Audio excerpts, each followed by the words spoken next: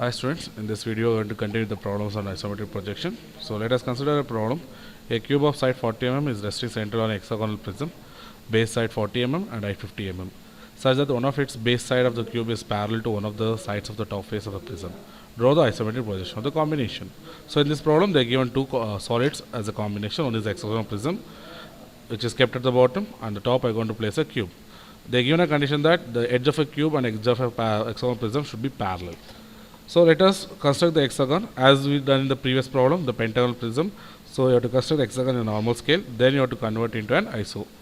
So we'll go for hexagonal prism of 40. So 40 at an angle of 0, 40 at an angle of 60, 40 at an angle of 120, 40 at an angle of 180, 40 at an angle of 240, 40 at an angle of 300.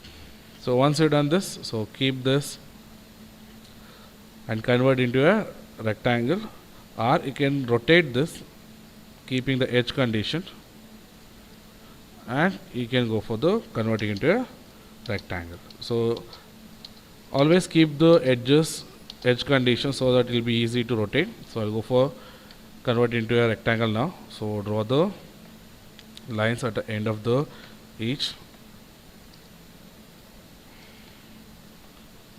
So go for extend up to. So take the trim option. So now take the small dimension and identify the overall dimension of the rectangle. So it will be 80 into 69.28. Then I have to identify this dimension. So it will be 20, and this will be exactly at the center, so no need to worry. And this is 20 means all the four sides it will be having a 20 mm. So now to convert into this, and you have to take the center point. So center point is very easy to identify. You can go for the center line and you can get in the isometric directly. So I'll go for this.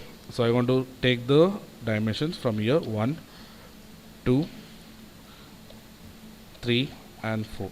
So this no need to specify in your sketch, but only for your explanation sake I'm specifying that as 1, 2, 3, 4. So I want to start from 1. So 1 to 2 it will be 80 at an angle of 30. And 2 to 3 it will be 69.28 at an angle of 150. Again it will be 80 at an angle of minus 150. Again it will be 69.28 at an angle of minus 30. So once you got this, so from 1 to 2 there are 2 points. So from here it will be 20. So I want to take 20 at an angle of 30. Same way you can go for the parallel line and you can connect the points over here. And from here again you can take 20 at an angle of minus 150 and you can draw a parallel line over here. So I got all the 4 points, that is 1, 2 and 3 and 4 points. Remaining is these 2 points, so that are exactly the center. I'm going to start from here. So 1 to 2 and this center I'm going to take 3, 4, 4 to 5, 5 to 6, again 6 to 1. So once you've done this, you remove these lines which you taken that for the construction, and these 4 lines I can show as a construction line with a thickness as 0.1. Now to identify the center point, select the center point of this side and connect to this, and from here to the center of this one. So again I can remove this line, and this line can be shown as a construction line with the 0.13 thickness. Now previous problem I explained that all the sides has to be increased to get the prism. But here another easy method you can follow is you can copy and paste that. So height of the hexagonal prism is given as 50. So I'm going to take 50 as a height at an angle of 90. So now I'll go for select option. I'm going to select this all 6 sides along with this line. Now I'll go for a move option with a copy. I'm going to take this endpoint has to be on this. So it will be easily you can move the point so that you're going to reduce your time of construction and you can finish up the problem in a faster way. So I'm going to connect to this. Similarly from here to this. So now when you're going to go for visible, invisible, upper face is completely visible. So which are the sides which are inside? 1, 2, 3.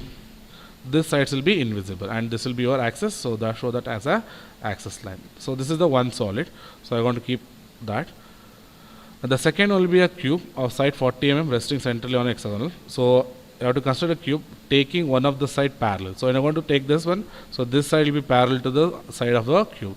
The cube is 40, so from this center I'm going to take 20 mm downwards, and I'm going to take 40 at angle of 30, 40 at an angle of 150, 40 at an angle of minus 150, 40 at an angle of minus 30.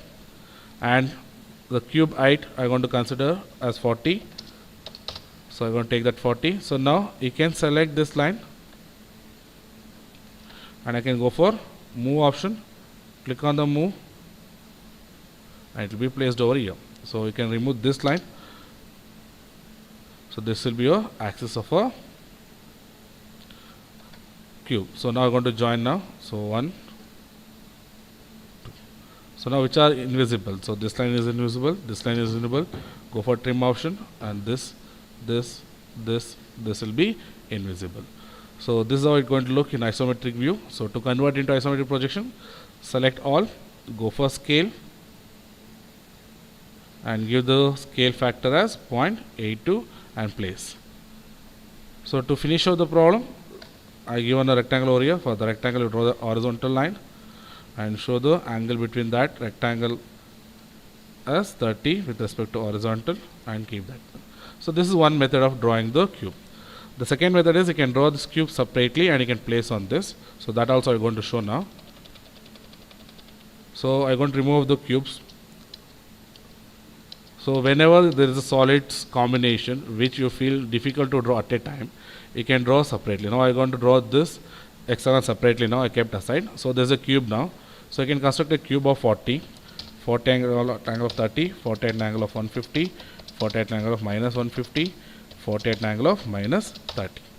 So identify the center point.